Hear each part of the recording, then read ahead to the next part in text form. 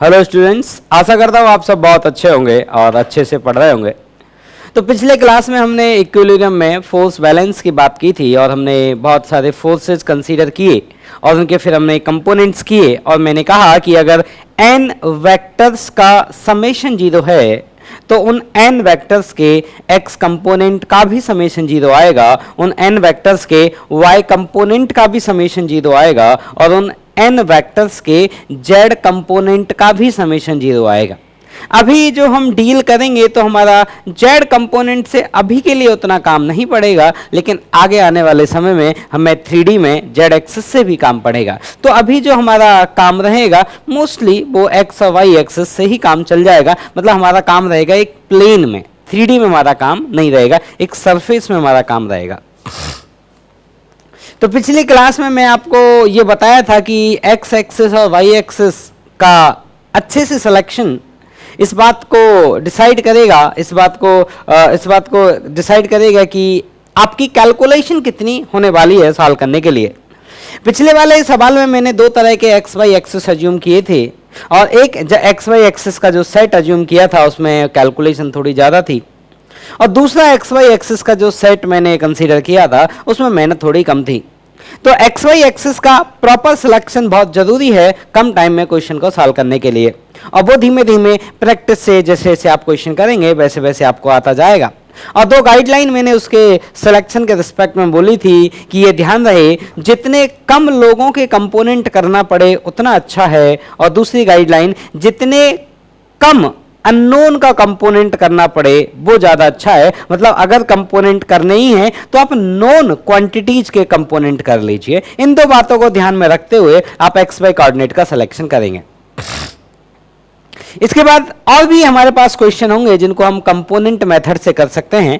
एक मेथड और होता है, पहले मैं उस मेथड को इंट्रोड्यूस कर लेता हूं और फिर मैं सारे क्वेश्चन इन दोनों मेथड से आपको बताते हुए चलूंगा जिससे आप दोनों मेथड से यूज टू हो जाएं। हमें दोनों ही आने चाहिए क्योंकि कभी किसी क्वेश्चन में हमें कोई पर्टिकुलर मेथड ज़्यादा आसान लगता है और किसी क्वेश्चन में कोई पर्टिकुलर मेथड ज़्यादा आसान लगता है, या फिर ऐसा भी हो सकता है कि पर्सनली कोई आदमी एक पर्टिकुलर मेथड में ज़्यादा फैमिलियर हो जाए तो वो उसके लिए अच्छा है। इन दी एंड हमारा जो टारगेट है वो है कम टाइम में करेक्ट आंसर। अब चाहे किसी भी मेथड से आप निकाले वो मर्जी है। तो हो सकता है कोई पर्सन किसी मेथड में फैमिलियर और कोई पर्सन किसी और मेथड में फैमिलियर। तो हम जो नए मेथड की हम बात करने जा रहे हैं वो है लामीज थ्योरम। उसको लामीज थ्योरम बोलते हैं।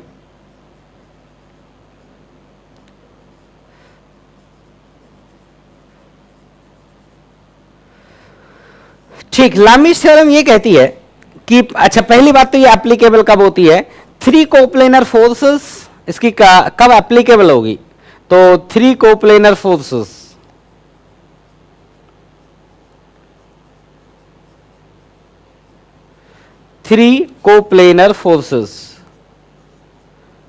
ये एप्लीकेबल कब होती है, जब तीन कोप्लेनर फोर्स होते हैं।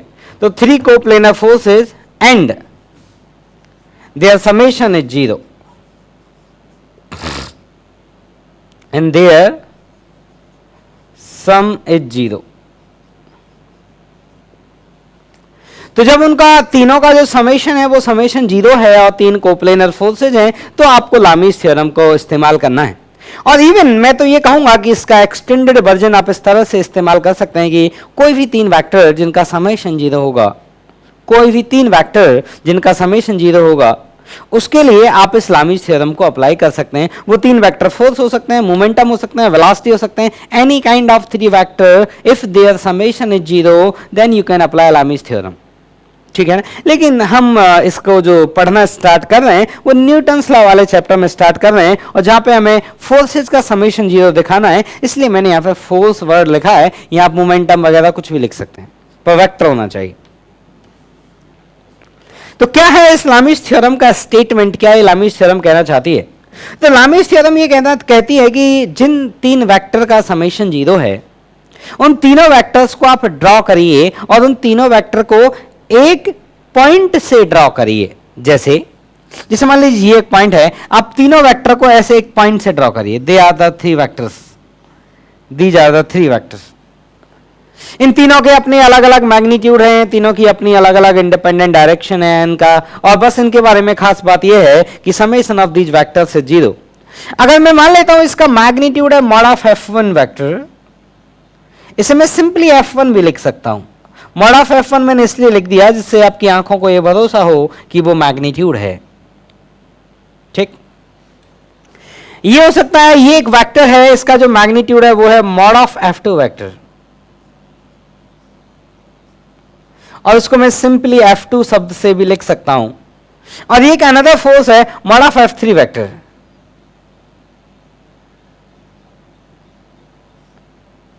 और इसको सिंपली मैं f3 से भी लिख सकता हूं। These are the three forces.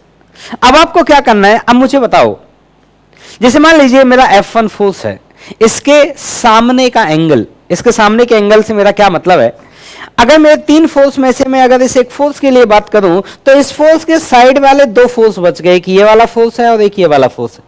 मतलब इस फोर्स के पड़ोसी फोर्स दो वाले फोर्स हैं, कि ये वाला और ये वाला, और इनके बीच का जो एंगल है इसको हम बोलेंगे f1 के सामने वाला एंगल, और इस एंगल की कुछ वैल्यू होगी, मैंने माना इस एंगल की वैल्यू है अल्फा। इसी तरह से f2 के सामने वाला एंगल, तो ये है मेरा f2। f2 के पड़ोसी फोर्स होंगे f1 एंड f3, इसके सामने वाला एंगल ये है, दिस इज बीटा, और ये है f3, और वो है f3 के सामने वाला एंगल, और ये f3 के सामने वाला एंगल जिसकी वैल्यू है लेट से गामा। तो ये मेरे पास थ्री फोर्सेस हैं, और इन थ्री फोर्सेस का समेशन 0 है, और ये मेरे रिस्पेक्टिव एंगल्स हैं, जैसे f1 के सामने वाला एंगल, f1 के सामने अल्फा, f2 के सामने बीटा, और f3 के सामने गामा। तो मैंने आपको बोला था ना कि एंगल ढूंढने से हमारा बहुत काम पड़ेगा, लाइन बड़ी बड़ी बनाइएगा, वो मैं इसलिए भी बोला था क्योंकि लामीज थ्योरम में हमें एंगल कैलकुलेट करने पड़ते हैं। अब लामी, ये तो हो गया ये कॉन्फ़िगरेशन। अब लामीज थ्योरम का स्टेटमेंट क्या है? तो लामीज थ्योरम का स्टेटमेंट ये है कि फोर्स F1 अपॉन, मतलब उसका मैग्नीट्यूड F1 अपॉन उसके सामने का जो एंगल है उसका साइन कैलकुलेट करिए। अब फोर्स F2, उसके सामने के एंगल का साइन कैलकुलेट करिए और F2 में डिवाइड लगा दीजिए, जैसे F1 में डिवाइड लगाया साइन अल्फा का, सिमिलरली F2 में डिवाइड लगाइए साइन बीटा का, एंड सिमिलरली F3 और उसके सामने के एंगल का साइन गामा, उसका डिवाइड लगा दीजिए। और लामीज थ्योरम ये कहती है कि ये जो तीनों रेशियो है ना, ये आपस में बराबर होते हैं, दे आर इक्वल। तो लिख लो क्या कहती है लामीज थ्योरम, कि जो तीनों फोर्सेज हैं, ये तीनों जो रेशियो हैं, force upon angle, force upon angle का साइन, फोर्स अपॉन एंगल का साइन, ये जो रेशियो है तीनों, ये तीनों रेशियोज बराबर होते हैं। ये कौन कहता है? लामीज थ्योरम कहती है। This is the statement of Lami's theorem, जो आपको हमेशा याद रखना है। और अब देखो, बच्चे इसमें एक चीज भूल जाता है, बच्चे इसमें दो गलती करता है। एक तो वो एंगल नहीं ढूंढ पाता, और देखिए अब आप 10th में बहुत अच्छे से ज्योमेट्री पढ़े हैं, तो एंगल ढूंढना आपके लिए थोड़ा बड़ी बात नहीं होना चाहिए। और मैंने भी आपको सिखाने की कोशिश की कि किस तरह से आप एंगल ढूंढेंगे। मेन मुद्दा ये होता है कि ये थीटा होगा तो उनमें से कौन थीटा होगा। तो मैंने जो तरीका बताया वो बहुत शानदार तरीका है, मैं भी उसी को इस्तेमाल करता हूं कि दो लाइन के बीच में अगर एंगल थीटा है तो उनके परपेंडिकुलर के बीच में भी एंगल थीटा होगा। इस तरीके को अच्छे से याद रखिएगा, ये आपकी एंगल ढूंढने में बहुत मदद करेगा। तो इसमें जो बच्चा गलती करता है, एक तो वो ये एंगल ढूंढने में उसको दिक्कत आती है, पहली बात। दूसरी बात, उसको जो दिक्कत आती है या फिर वो जो भूल जाता है, वो ये भूल जाता है कि ये तभी लगाना है जब फोर्स 0 होते हैं, मतलब फोर्सेस का रिजल्टेंट 0 है। सब फोर्स वेक्टर का रिजल्टेंट वेक्टर 0 है, मतलब उन तीनों वेक्टर का अगर समेशन 0 है तभी ये हमें लगाना होता है। ये दो बातों को अगर आप ध्यान रखें तो लामीज थ्योरम से कभी कोई गलती नहीं होती है। तो लिख लो बेटा इसको, ठीक। अब देखिए आगे चलते हैं। अब मैं आपको वही वाला क्वेश्चन सॉल्व करके बताता हूं जो मैंने पिछली क्लास में सॉल्व किया था, देखिएगा।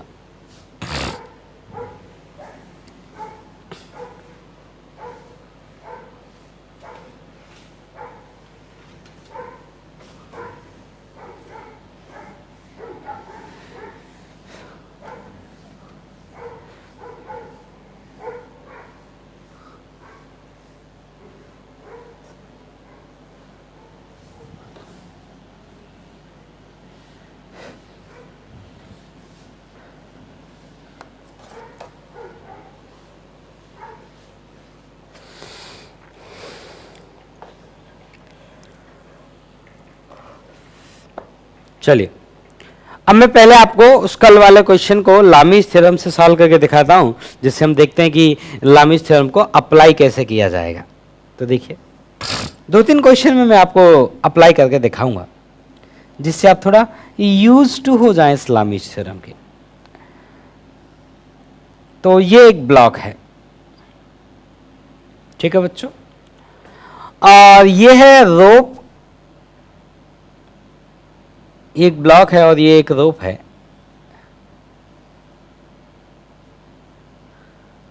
और इसका मास है m, ठीक। और ये ब्लॉक इस इंक्लाइन सरफेस पर रखा हुआ है, और ये ब्लॉक इक्विलिब्रियम में, और हमसे पूछा गया है कि find out the tension normal.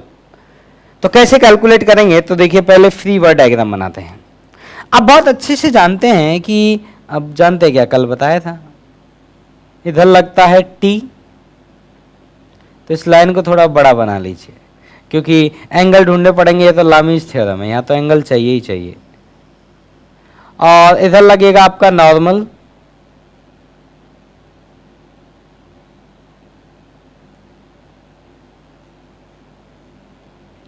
और mg लगेगा वर्टिकली डाउनवर्ड। जो mg होगा बेटा, वो किधर लगेगा? Vertically downward.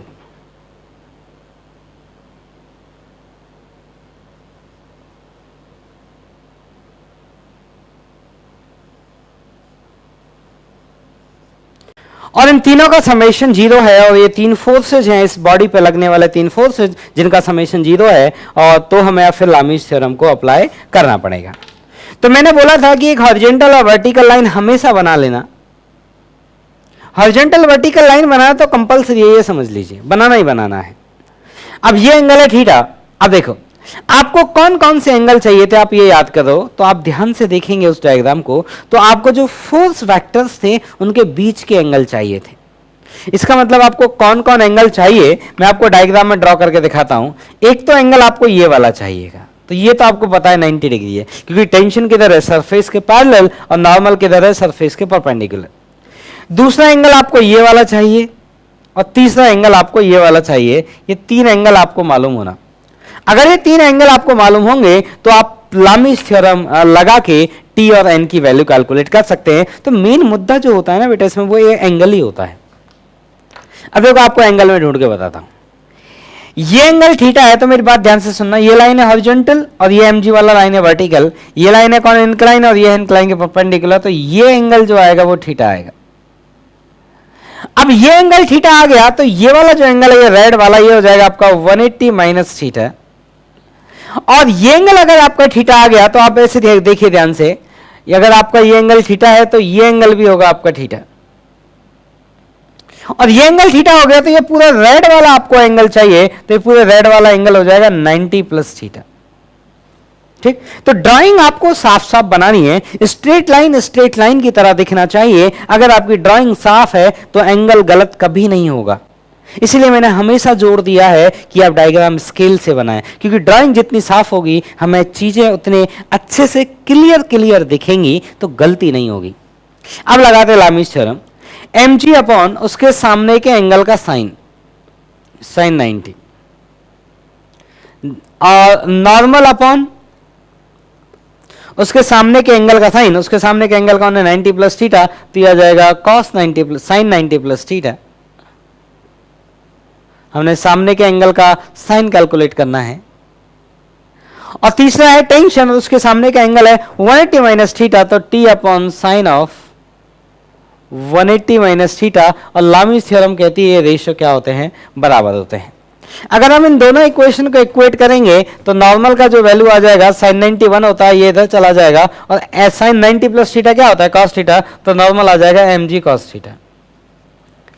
अगर हम इन दोनों इक्वेशन को इक्वेट करेंगे, तो साइन 180 माइनस थीटा होता है साइन थीटा, और ये इधर आ जाएगा, और t का जो वैल्यू आ जाएगा वो आ जाएगा mg साइन थीटा। बहुत अच्छा लग रहा होगा कि सर ये तो एक लाइन में ही आंसर आ गया, मजा आ गया। तो बिल्कुल बात सही है। तो लामीज थ्योरम आपकी बहुत हेल्प करेगी। लामीज थ्योरम मोस्टली कैलकुलेशन को रिड्यूस कर देती है। कुछ कैलकुलेशन नहीं करना है, बस वो एंगल निकालने की इसमें मेहनत है, और अगर एंगल आप आसानी से निकाल लिए, तो 2 लाइन का आंसर होता है फटाफट। तो लामीज थ्योरम आपकी बहुत कम टाइम कंज्यूम करती है। ठीक है, अगला क्वेश्चन देखिएगा, इसको हटा देते हैं।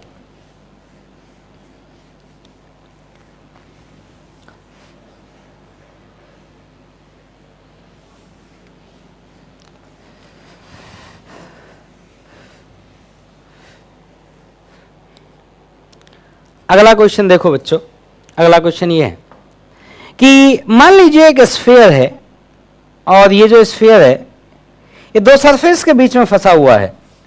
एक सरफेस है वर्टिकल और एक सरफेस है incline,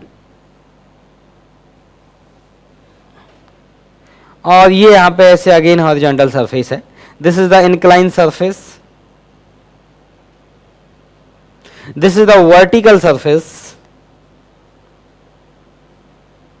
and this is the horizontal surface. और ये स्फीयर का मास m है और ये एंगल थीटा है, और इसमें भी सेम क्वेश्चन है कि ये वाला इंक्लाइन सरफेस और ये वर्टिकल सरफेस ये वाला ये कितना नॉर्मल लगाएगा इस स्फीयर के ऊपर। This is the question. इसका फ्री बॉडी डायग्राम आपको मैंने बताया था और उस टाइम पे मैंने एंगल भी कैलकुलेट किए थे सिर्फ आज के दिन के लिए, क्योंकि मुझे पता था कि ये दिन फिर से आएगा, मुझे एंगल फिर से कैलकुलेट करने पड़ेंगे। तो आप लोग एक बार इसका एफवीडी बनाइए और एंगल ड्रॉ करिए खुद से, फिर मैं ड्रॉ करता हूं, ठीक है? क्योंकि एक बार मैं आपको ऑलरेडी सिखा चुका हूं। तो ड्रॉ करो, ठीक है? देखिए अब मैं बताता हूं। मैंने आपको हमेशा बोला है कि यहां पे जो नॉर्मल लगेगा सरफेस के परपेंडिकुलर लगेगा, यहां नॉर्मल लगेगा वो सरफेस के परपेंडिकुलर लगेगा।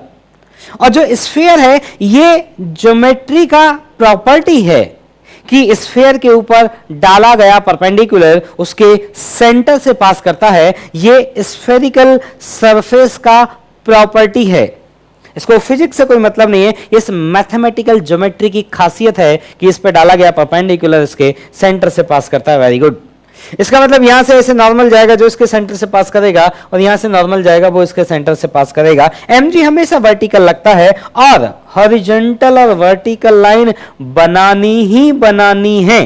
तो बनाइए, तो बनाते हैं। देखो, तो आपको ये बोला गया है कि हॉरिजॉन्टल और वर्टिकल लाइन आपको हर केस में ड्रॉ करनी है, तो उनको ड्रॉ कर लीजिए पहले। तो ये हो गई आपकी हॉरिजॉन्टल लाइन और ये हो गई वर्टिकल लाइन। लाइन स्केल से बनाए, बड़ी बड़ी बनाए, कंजूसी ना करें। पूरे डायग्राम में एक पेज बने, कोई टेंशन नहीं, बनाइए। सीख तो जाओगे ना, कम से कम पेज ही तो खराब होंगे, हो जान दो, लेकिन सीख जाओगे। तो ऑब्जेक्टिव है आपका सीखना। एक लाइन फिर मैंने ये बोला था हॉरिजॉन्टल वर्टिकल बनाने के बाद आपको वो वाली लाइन भी बना लेनी चाहिए जिन लाइन के अलोंग फोर्सेस लगेंगे। यहां से नॉर्मल लगेगा, इस लाइन के अलोंग लगेगा, तो आपको वो लाइंस भी बना लेनी चाहिए जिसके अलोंग फोर्स लगेंगे। तो एक लाइन में यहां से भी बना रहा हूं। अब आप पहले इसमें फ्री बॉडी डायग्राम बनाइए। यहां से लगने वाला नॉर्मल, मैंने बोला नॉर्मल लगेगा सरफेस पे, लेकिन मैंने पिछले जब ड्राइंग की थी तब बोला था कि आप उस नॉर्मल को कहां से ड्रॉ करना, सेंटर से, क्यों दिखने में अच्छा लगेगा। Okay, this is the N, this N applied by this incline surface, इसका नाम आप N1 दे सकते हैं। यहां से नॉर्मल लगेगा, इस सरफेस पे लगेगा, लेकिन ड्राइंग करने के लिए उसे आपको सेंटर से ड्रॉ करिएगा। तो यहां से नॉर्मल इस सरफेस पे लगेगा, लेकिन ड्रॉ करिएगा सेंटर से, क्योंकि डायग्राम अच्छा दिखेगा। और ये मैंने माना, मुझे नहीं पता उस नॉर्मल की वैल्यू कितनी होगी, तो मैंने मान लिया उस नॉर्मल का वैल्यू है N2, और एक ग्रेविटी फोर्स लगाएगी डाउनवर्ड। और जो ग्रेविटी फोर्स लगाएगी डाउनवर्ड उसका वैल्यू कितना होगा, उस ऑब्जेक्ट का mass into G. This is the force. हमसे पूछा है N1 N2 की वैल्यू निकालनी है, लामीज थ्योरम जिंदाबाद। तो सुनिए, पर एंगल निकालना पड़ेगा। तो आपको ये याद करिए, लामीज थ्योरम में जब तीन फोर्स होते थे आपको एंगल ढूंढना पड़ता था, किसके बीच में, दो फोर्सेस के बीच में। ये एंगल आपको बड़ी आसानी से पता है, this is 90 degree, because mg is vertical and N2 is horizontal. अब आपका मुद्दा रह गया इस एंगल को ढूंढना और इस एंगल को ढूंढना। अगर ये दो एंगल आपको और मिल जाएं तो आप लामीज थ्योरम अप्लाई करके N1 N2 निकाल सकते हैं, कैलकुलेट करते हैं। अगर ये एंगल थीटा है तो ये लाइन कैसी है, हॉरिजॉन्टल, ये लाइन कैसी है, वर्टिकल, ये कौन इंक्लाइन, ये कौन इंक्लाइन के परपेंडिकुलर। तो this angle is theta, this angle is theta. और अगर ये एंगल थीटा है तो आपको जो चाहिए, पहले आप उन्होंने एंगल का इंतजाम करिए। तो आपको ये एंगल चाहिए, ये एंगल होगा 180 डिग्री माइनस थीटा। और आपको ये वाला एंगल चाहिए, ये वाला, इसका इंतजाम करिए, ये एंगल होगा 90 प्लस थीटा। अब आप क्या करिए, लामीज थ्योरम लगाइए। तो लामीज थ्योरम क्या बोलती है कि फोर्स अपॉन सामने के एंगल का साइन, तो mg अपॉन सामने एंगल का sine, sine of 90 plus theta. फिर आप N1 ले लीजिए, N1 अपॉन N1 के सामने का एंगल का साइन वो है 90 डिग्री, N1 के सामने का एंगल 90 डिग्री, तो ये आ जाएगा साइन 90। और फिर आप ले लीजिए N2 अपॉन सामने के एंगल का साइन, N2 के सामने वाला एंगल कौन है, 180 माइनस थीटा, तो ये आया sine of 180 degree minus theta. And they are equal. यहां से कैलकुलेट करिए, n1 का जो वैल्यू आएगा वो आएगा आपका mg अपॉन cos थीटा, और n2 का वैल्यू कितना आएगा, देखिए sin 180 माइनस थीटा कौन बनेगा, sin थीटा, ये ऊपर जाएगा, sin theta upon cos theta क्या हो जाएगा, tan थीटा। तो n2 का जो वैल्यू आएगा बेटा वो आएगा mg tan थीटा। लिख लो, लिख लो भाई।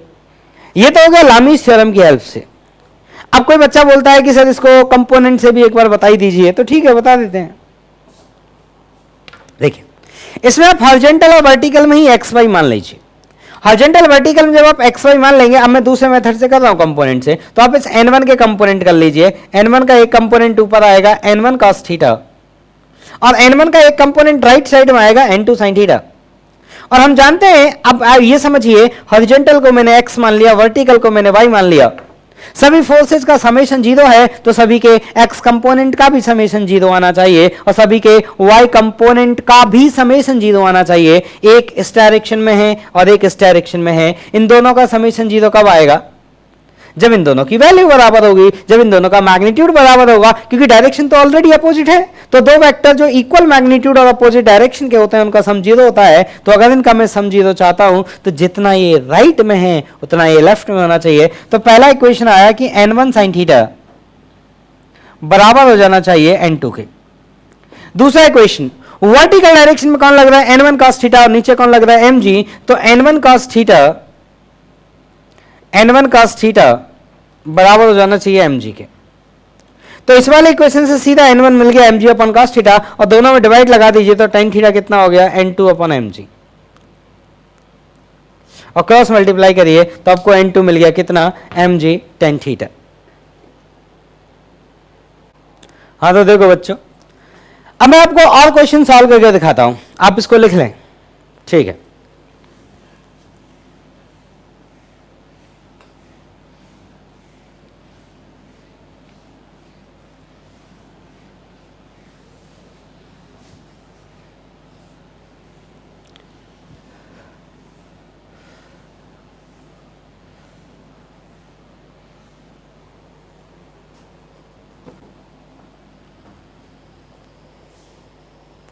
ठीक है बच्चों, और देखिए, और सवाल पूछते हैं आपसे। तो देखिए, एक सवाल मैं आपकी प्रैक्टिस के लिए दे देता हूं, आप घर पे ट्राई करिएगा उसको। सवाल यह है कि एक स्फीयर है और ये एक वर्टिकल सरफेस है,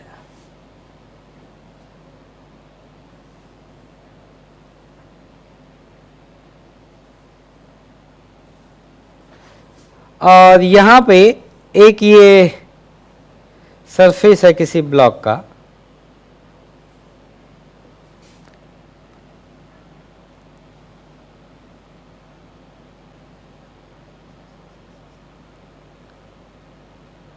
और ये एंगल थीटा है। तो ये हॉरिजॉन्टल सरफेस है, ये वर्टिकल सरफेस है, और ये स्फीयर का मास m मान लेना और इसका मास 2m मान लेना। अब आपको क्या लगेगा, आपको लगेगा कि सर ये तो नीचे आएगा और ये इधर खिसक के जाएगा, बिल्कुल सही लगता है आपको। अब मैंने क्या किया, यहां पे फोर्स लगा रखा है F, मैंने यहां पे क्या कर रखा है, एक एक्सटर्नल फोर्स लगा रखा है F, और इस एक्सटर्नल फोर्स F के कारण वो स्फीयर जो है वो नीचे गिर नहीं रहा है, sphere in equilibrium.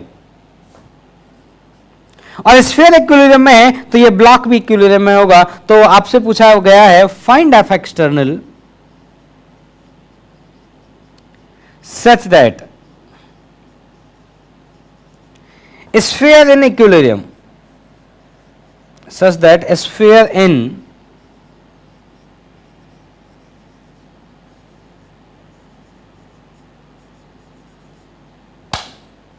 Find F external such that sphere in equilibrium. तो हमारा स्फीयर इक्विलिब्रियम में होना चाहिए, उसके लिए हमें क्या कैलकुलेट करना है, एफ एक्सटर्नल। आप सभी इस बच्चे इसको ट्राई करें, आप इसे लामीज से भी कर सकते हैं और आप इसे कंपोनेंट से भी कर सकते हैं, ये आपकी चॉइस है। मैं आपको एक दो एग्जाम्पल और करके दिखाता हूं, देखिएगा। देखो बच्चों,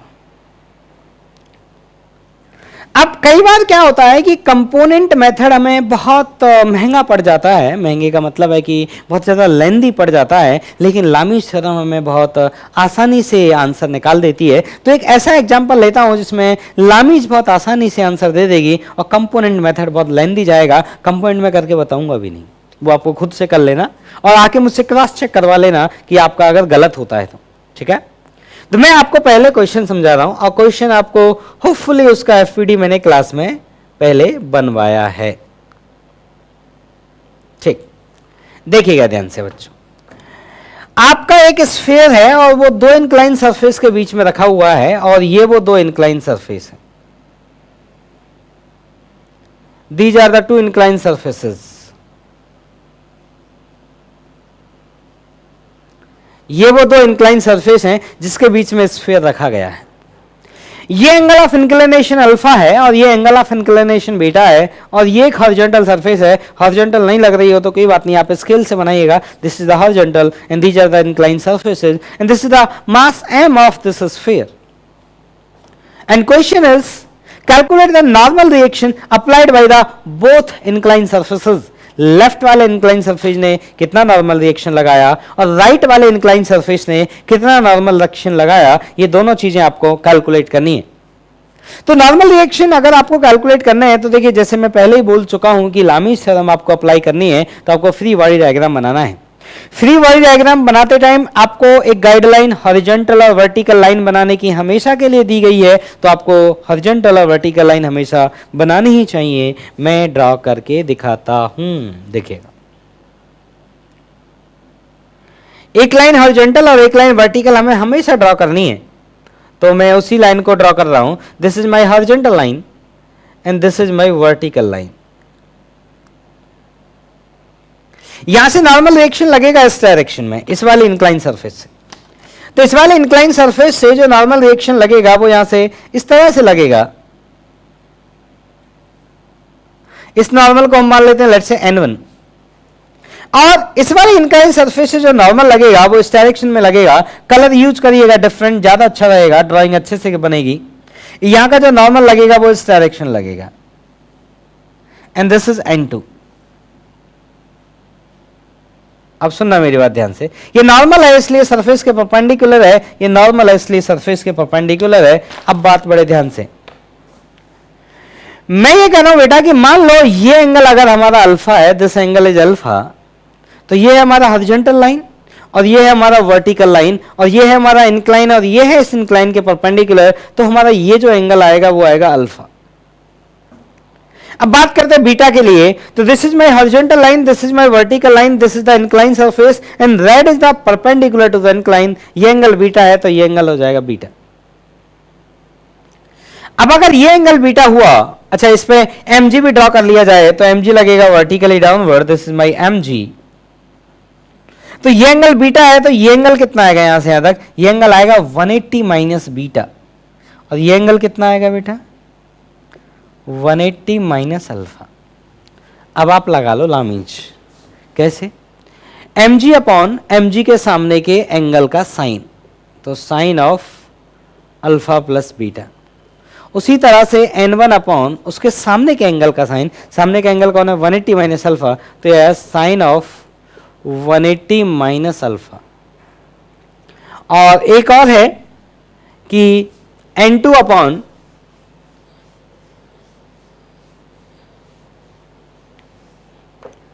n2 अपॉन सामने के एंगल का साइन, सामने का एंगल कौन है 180 माइनस बीटा।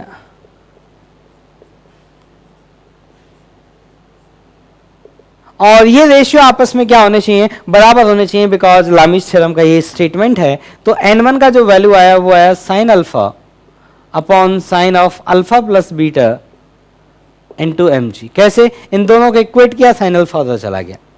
अगर n2 और mg वाली टर्म को इक्वेट करेंगे तो ये आएगा n2 equal to sine beta upon sine of alpha plus beta into mg।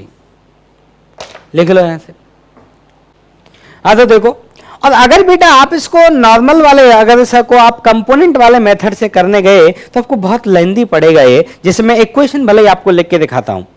आप ऐसा करिए n1 के कंपोनेंट करिए, n1 का वर्टिकल कंपोनेंट क्या आएगा n1 cos बीटा और n2 का वर्टिकल कंपोनेंट क्या आएगा n2 cos अल्फा, और दोनों के जो वर्टिकल कंपोनेंट है नॉर्मल, दोनों नॉर्मल के जो वर्टिकल कंपोनेंट है वो mg को बैलेंस करेंगे तो इक्वेशन आएगा n1 cos beta plus n2 cos alpha that equal to mg, और एक आएगा हॉरिजॉन्टल डायरेक्शन में, इधर से लगेगा n1 साइन बीटा, इधर लगेगा n2 साइन अल्फा, तो ये आएगा n1 साइन बीटा बराबर है n2 साइन अल्फा के। ये दो इक्वेशन है, इन दोनों इक्वेशन को आप यूज करके n1 n2 कैलकुलेट कर सकते हैं। अब आपको समझ में आ रहा है कि पहले तो इनको सॉल्व करना पड़ेगा, सॉल्व करके जब n1 n2 आएगा तब आप साइन a प्लस बी का फॉर्मूला यूज करेंगे, तब वो कंबाइन होकर साइन अल्फा प्लस बीटा वाली टर्म आपको दिखेगी, लेकिन दिखेगी जरूर, ये गारंटी है। तो आप इनको सॉल्व करिएगा सभी बच्चे, एक बार सॉल्व जरूर करिएगा। देखिए बेटे, जब हम पढ़ते थे ना तो सवाल को हम हर तरह से करके देख लेते थे, जिससे क्या होता था, मन को ये तसल्ली हो जाती थी कि नहीं, आंसर इस मेथड से भी आ सकता है, आंसर इस मेथड से भी आ सकता है। और जब इसको करने के लिए हमें लेंथी मेथड करना पड़ता था तब हमें इसकी इंपॉर्टेंस समझ आती थी, तब इसकी तरफ हमारा ध्यान ज्यादा जाता था कि यार ये कम टाइम वाली चीज है, ये ज्यादा टाइम वाली चीज है, तो उसी को अच्छे से देखो। लेकिन वो तब, ऐसा कहते हैं ना कि जब तक खुद पर नहीं गुजरती तब तक आदमी सीखता नहीं है। इसलिए मैं कहता हूं ये ट्राई करना, लेंथी मेथड जाए जाने देना, एक बार तो ट्राई करना, ये सीखने का स्टेज है। ठीक है, चलिए और चलते हैं आगे। तो ठीक है बेटा, इसको हटा देते हैं, लिख लीजिए आप लोग।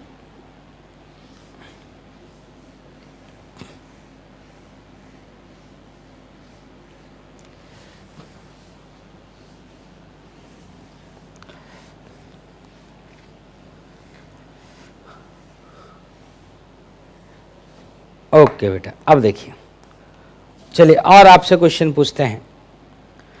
क्वेश्चन ये है, देखिएगा, क्वेश्चन ये है कि मान लीजिए ये एक रस्सी है और यहां इस रस्सी में एक ऐसे ब्लॉक लटका हुआ है और यहां पे एक फोर्स लगाया गया है, एक्सटर्नल फोर्स, एक आदमी ने अपने हाथ से यहां पे फोर्स लगाया है, दैट इज एफ, और ये इक्विलिब्रियम में है और ये एंगल थीटा है, and this system in equilibrium, that capital M is in equilibrium. तो आपको ये बताना है कि बताइए इस एफ का वैल्यू क्या होगा, और जो उधर जो रोप है, ये वाला रोप, इस वाली रोप में टेंशन क्या होगा। इस रोप का नाम दे सकते हैं, लेट्स से रोप नंबर 1। तो find out the tension in the rope number 1 and calculate F. ये दो हमारे क्वेश्चन है, अब सुनना ध्यान से। अब देखिए, चाहे तो आप इसमें लामिज इस्तेमाल कर सकते हैं और चाहे इसमें आप कंपोनेंट इस्तेमाल कर सकते हैं, दोनों में मोर और लेस सेम मेहनत होने वाली है। तो ऐसा करते हैं, मैं इसमें कंपोनेंट कर देता हूं। ये एंगल थीटा है, ये थीटा है, तो ये थीटा है। मैं जानता हूं कि रस्सी का अगर टेंशन टी होगा तो इस वाले पॉइंट पे इधर एक टेंशन फोर्स लगेगा टी। मैं क्या कर रहा हूं, मैं इस नॉट का फ्री बॉडी डायग्राम बना रहा हूं। मैं क्या कह रहा हूं बेटा, इस नॉट का फ्री बॉडी डायग्राम बना रहा हूं। इस नॉट पे इधर लगेगा टेंशन टी, इस नॉट पे इधर लग रहा है फोर्स एफ। बिकॉज ये मास इक्विलिब्रियम में है तो इस रस्सी का जो टेंशन होगा वो mg के बराबर होगा। ये जो रस्सी है, इस रस्सी का टेंशन किसके बराबर होगा, mg के बराबर होगा। क्यों mg के बराबर होगा, क्योंकि ये ब्लॉक किसमें है, इक्विलिब्रियम में है, तो इस पर नीचे लग रहा होगा mg।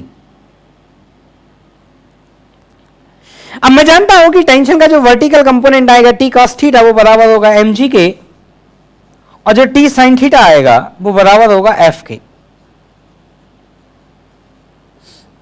अगर आप इस इक्वेशन का यूज करेंगे तो आपका t का वैल्यू मिल जाएगा, that is mg upon cos theta. और अगर आप इस इक्वेशन का यूज करेंगे तो अच्छा, इन दोनों में जब आप डिवाइड लगाएंगे तो इस वाले इक्वेशन से t कितना आ गया बेटा आपका। अब आप इन दोनों में डिवाइड लगा दो तो क्या आया, tan theta that equal to f upon mg। तो f का जो वैल्यू आ गया वो आ गया mg tan थीटा। लिख लो बच्चों।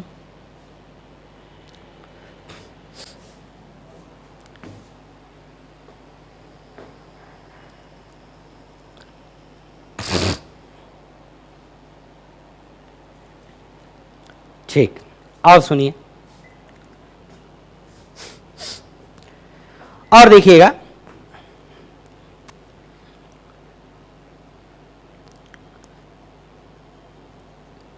सुनना बड़े ध्यान से। ये एक रस्सी है और इधर से ये एक रस्सी है और यहाँ पे एक रस्सी और है और इससे m मास लटकाया गया है और ये m मास इक्विलिब्रियम में है, जो हमारे m मास है इक्विलिब्रियम में है, और ये बताया गया है कि ये एंगल अल्फा है और ये एंगल हमारा बीटा है। तो आपको बताना है कि ये जो दोनों रस्सी हैं, इस वाली रस्सी का टेंशन T1 और इस वाली रस्सी का टेंशन T2, आपसे क्वेश्चन पूछा गया है फाइंड T1 एंड T2। ठीक है, तो सॉल्व करो सभी बच्चे। ठीक, अब देखिए अगेन इस क्वेश्चन को सॉल्व करने के दो तरीके हो सकते हैं, एक लामीज हो सकती है और मतलब एक लामीज तरीका है और एक कंपोनेंट वाला तरीका है, और जितना मुझे समझ में आ रहा है इसमें लामीज थोड़ी सस्ती पड़ेगी और जो दूसरा वाला मेथड है वो थोड़ा लेंदी जाएगा। तो मैं आपको सॉल्व करके दिखाता हूं। क्योंकि ये मास इक्विलिब्रियम में है इसलिए इस रस्सी में टेंशन mg होगा। मैं फ्री बॉडी डायग्राम इस नॉट का बना रहा हूं और नॉट का मास 0 होता है, जिसका मास 0 होता है उस पर नेट फोर्स भी 0 आएगा, तो इस पर फोर्स लगेगा यहाँ पे mg, क्योंकि इस रस्सी में टेंशन होगा mg। इधर लगेगा आपका फोर्स T2 और इधर लगेगा आपका फोर्स T1। ठीक, अब सुनना, ये एंगल बीटा है, ये एंगल अल्फा है और ये एंगल बीटा है। तो मैं अगर इन एंगल्स की बात करूं, ये वाला जो एंगल आएगा वो आएगा 90 माइनस बीटा, और ये वाला जो एंगल आएगा उसकी बात करें तो ये आएगा 90 माइनस अल्फा। तो इस एंगल की बात करें यहां से यहां तक, तो ये एंगल कितना आएगा बेटा 90 प्लस बीटा, और ये एंगल यहां से यहां तक कितना आएगा 90 प्लस अल्फा। अब हम लामीज लगाते हैं, तो लामीज लगाएंगे तो mg उसके सामने का एंगल ये है और वो कितना है 180 sine of 180 minus alpha plus beta. देख लो भाई ध्यान से, mg के सामने का एंगल कितना है 180 माइनस अल्फा प्लस बीटा। अगर मैं T1 के सामने का बात करूं तो T1 के सामने का एंगल ये है 90 प्लस बीटा, तो ये आएगा साइन 90 प्लस बीटा। और अगर मैं T2 के सामने के एंगल की बात करूं तो T2 है साइन 90 प्लस अल्फा। ठीक, तो यहां से अगर हम इसको सॉल्व करें तो T2 का जो वैल्यू है वो बराबर है किसके mg cos alpha upon cos of alpha plus beta. इन दोनों को इक्वेट किया और फर्स्ट और सेकंड टर्म को इक्वेट करेंगे तो हमें T1 मिल जाएगा, और T1 आएगा हमारा कितना mg cos beta upon cos of alpha plus beta. लिख लो बेटा। ठीक, अब देखो बेटा ऐसे बहुत सारे क्वेश्चन हैं, और जब आप क्लास में ऑफलाइन आएंगे तब मैं आपको बहुत सारे क्वेश्चन कराऊंगा, क्योंकि ये चैप्टर हमारा इतना इंपॉर्टेंट चैप्टर है कि इसके बिना आप पूरे फिजिक्स में हम कुछ नहीं पढ़ सकते। तो इस चैप्टर में हम जितना अच्छा कमांड कर लेंगे, जितनी अपनी कैलकुलेशंस अच्छी हो जाएंगी और जितना ज़्यादा हम प्रैक्टिस कर लेंगे, जैसा मैंने आपको बार बार बोला है, उतना हमारा आगे का पढ़ाई आसान रहेगा, आगे की चीज़ें उतनी आसानी से समझ आएंगी। तो होपफुली ये चीज़ें आपको समझी होंगी। ठीक है, और भी मैं क्वेश्चन प्रैक्टिस कराऊंगा क्लास में, और हम अच्छे भी क्वेश्चन, जैसे अभी तो मैंने बहुत बेसिक क्वेश्चन लिए हैं, अच्छे क्वेश्चंस भी हम लोग क्लास में सॉल्व करेंगे।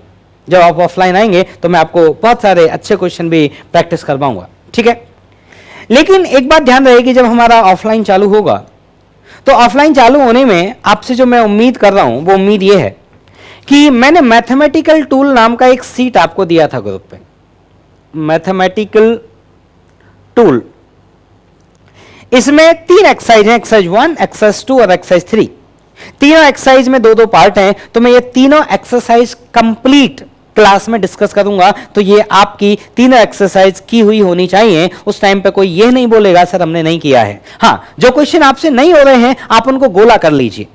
मेरा कोई सीट सॉल्व करने से मेरा मतलब ये नहीं है कि आपका एक करेक्ट आंसर आना ही चाहिए, आपका एक आंसर सवाल का जरूर आना चाहिए, चाहे वो आंसर गलत हो चाहे वो आंसर सही हो, ये मैटर नहीं करता। मैटर ये करता है कि आपने उस सवाल को अटेम्प्ट किया, आपने उस सवाल के बारे में सोचा, आपने उसके लिए कुछ कैलकुलेशन की, आपने उसका कुछ आंसर निकाला। तो मुझे यही चाहिए कि आपने अटेम्प्ट किया और आपने आंसर निकाला, चाहे वो आंसर गलत हो चाहे सही हो, ये मुझे फर्क नहीं पड़ता, पर ये आपने अटेम्प्ट किया और आपने आंसर निकाला, ऐसा होना चाहिए। ठीक, तो मैथमेटिकल टूल में, मैथमेटिकल टूल नाम की जो ये टॉपिक है, इसमें एक्सरसाइज आपको दी गई थी, मतलब सीट दी गई थी, जिसमें 3 एक्सरसाइज थी और एक HLP थी। ये सबका कंप्लीट होना चाहिए। ठीक है, इसके बाद हम लोग, जैसे मैंने आपसे बोला था कि डीसी पांडे से आप थोड़ा वेक्टर सॉल्व कर लें, तो अगर आप सभी लोग डीसी पांडे से वेक्टर सॉल्व कर लेंगे, जितने जितने क्वेश्चन आपसे हो जाएं उतने क्वेश्चन आप ट्राई करिएगा, वो क्वेश्चन भी मैं क्लास में डिस्कस करूंगा। ठीक, और इसके बाद हम बात करते हैं न्यूटन्स लॉज ऑफ मोशन की। तो न्यूटन्स लॉज ऑफ मोशन का जो सीट मैंने प्रोवाइड किया है, उस सीट में आपको वहां तक के क्वेश्चन ट्राई कर लेने हैं। एक्सरसाइज 1 के पार्ट 1 और एक्सरसाइज 1 के पार्ट 2 में वहां तक के क्वेश्चन ट्राई कर लेने हैं जो इक्विलिब्रियम तक के क्वेश्चन है। मेरे हिसाब से सेक्शन बी या सेक्शन सी तक इक्विलिब्रियम वाले क्वेश्चन है।